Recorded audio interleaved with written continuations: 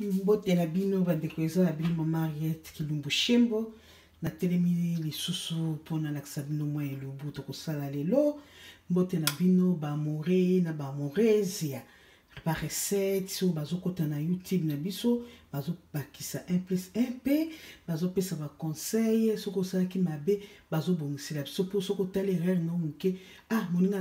moninga na nga moko ya corriger ki ngabo oyebi ndenga kobongisa. Merci nzamba batela bino abakisela bino na oyo bozangi. Bambote mingi na batu nyonso. Lelo tozana elubu na biso ya lelo ya ngulu. Ngulu tokotumba ngulu. Yo boyebaki avant kosala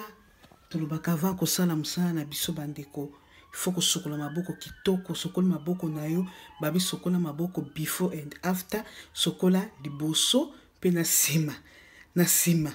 na air nyonso kosokola maboko sokola ngosala eloko atoza na cuisine atoza wapi yango nde totelemi siko tolakisa elubu na biso ya ngulu tokotumba bandeko boyebi bino moko ke ngulu ezaka na salite makasi. Ngulu ezaka pe na maladi soko te bangulu mususu ngulu ebongaka pe etoka na moto etoka penza na moto taso tokotuma na kotuma ngona mubeso na ngombo ete nazo kanga tia biloko na tumba te na kotokisa ngo mukela sina sokolaki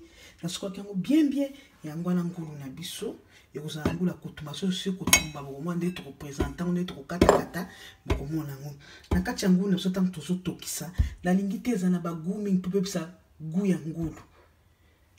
na ochaka biloko muke biloko wana nde kokota na kati nango ekosala elengi so tobito tuta to bwakela tokobebisa gu na biso ya ngulu mona komolia ngulu ozoka lokolo ozolia nyama ngombe ozolia ngulu ozoka lokolo ozolia nyama taba tika ngulu na gu nango tuchaka biloko muke tokotia wana ngulu na biso yango tokotia ma feuille de laurier tokobwakela mwa céleri kaka ya minene boye tokata céleri te tokobwakela yango pe mwa ndembi poivron tokobwakela pe matungulu na mwa ai tokobwakela pe nini moko ya Kip Magie tokotia tomate na biso na ya rouge bokomona ndenge na kotia tokotia mungwa na biso to gu na biso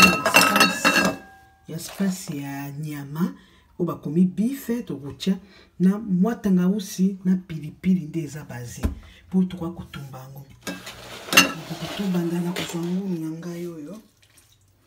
na chango na mzungu wa munene po yeba kotoka malamu bomoni bien ke na kati ya ngoti na kati ngulu na ngate penza ngulu na ngwana na kati ya ngote kotoka kaka mibimbana tokotia biloko oyo po epesa posa epesa elengi epesa gu na kati me ebebisa nde origine ngulu te na kati ya ngulu na biso tokotia poiron tokotia po epesa solo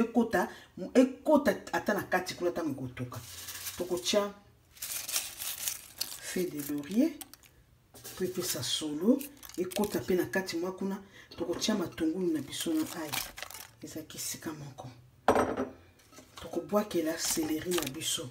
na kati nanga céleri te po ekota na kati epesa gu tokotia kibi na biso moko yango wana tobwaki kuna tokotia mwa spice na biso tobaki ya eza pe na mungwa ya bife tokotia pe mwa tangausi na biso tobengi njinja tokotia mwa tangausi na biso tobengi njinja yango wana po akifo kolakisaka a part ça tokotia mwa muscade muke eleka pe mingi te alingi alebisa elengi ya gu na biso te a part ça tokotia mungwa po ekozala kotumba na kotia mungwa partout po ekota eleka pe te ekota po eza kotumba na ngulu na biso bandeko tolobaki tokotia tomate concentré tomate oyo